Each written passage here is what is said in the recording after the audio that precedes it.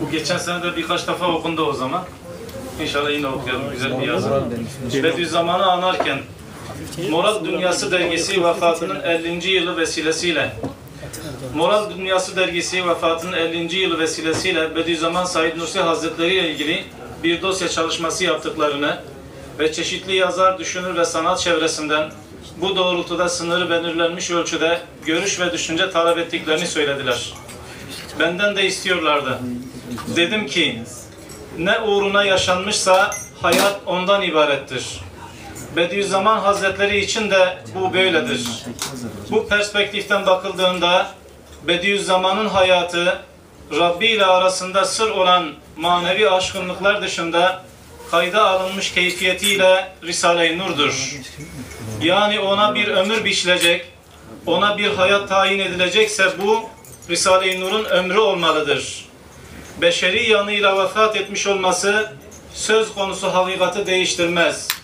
Bu açıdan da Bediüzzaman nur risaleleriyle ve hizmetiyle hala yaşamaktadır ve inşallah kıyamete kadar da yaşayacaktır.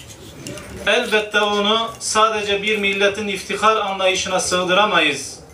Nitekim günümüzde bütün dünya milletleri kendi lisanlarıyla onun eserlerini okuma seferberliğine girmiş ve ona olan medyuniyet tüm dünyada konuşulur olmuştur.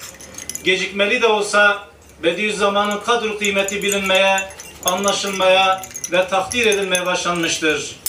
Bu sürecin yaşanılır kılınmasında Bediüzzaman'ı, davasını ve eserlerini tanıtmak amacıyla gerçekleştirilen uluslararası sempozyumların payı büyüktür ve bu gerçek de tarihe böylece not edilmelidir.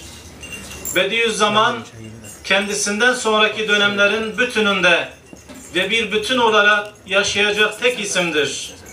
İman, hayat, şeriat ekseninde gelişeceği bildirilen çalışmaların hepsi sadece ondan ilham almakla kalmayacak, onu ve eserlerini kendilerine bir rehber ve bir nizam kabul edecek ve varmak istedikleri medeniyet hedefine de ancak bu surette varacaklardır.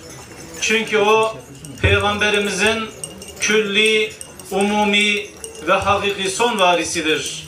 Yani Mehdi Azam'dır, Mehdilik makamının son sahibidir. Yani vazifesi cüz'i, hususi, makamı hali zilli değildir. Kendi şahsiyetini risalelerde ifna ile, etini, kemiğini, maddi yanını adeta mücerret nura, müheykel ruha ifrag etmiş bulunan bu bahtiyar kulu, fani ve fenaya ait kıstaslarla tartıp değerlendirmek yerine, onun uğruna yaşadığı hayatı gaye ve hedef merkezli yorumlarla geleceğe taşımak en doğru, en isabetli, en verimli uğraşlar olsa gerektir. Bu tür uğraşlardır ki, kainatı, Kur'an'ı, Peygamberimizi ve vicdanı birer külli burhan mahiyetinde okumamızı temin edecek ve bizleri hem birey hem de toplum olarak mutlak sevgiliyle ebedi vuslata erdirecektir. Gerçekleşmesi istenilen ulvi maksatta zaten bu mutlu final değil midir? Bediüzzaman bu mutlu sonuca ulaştıracak en kısa, en geniş yolu keşfetmiş insandır. Hem kelami anlatımlar hem de tasavvufi tecrübeler onun eserlerinde gayet ahenkli ve gayet istikametli dengeyle mükemmel ve harika denecek çapta bir senteze ulaşmıştır. Bu sebeple de onun mirasına hem ehli ilim hem de ehli tasavvuf birlikte sahip çıkmak zorundadır. Nur risaleleri diğer tarih nurlu yolların da buluştuğu müşterek bir cadde-i kübra hüviyetiyle hizmet görmelidir.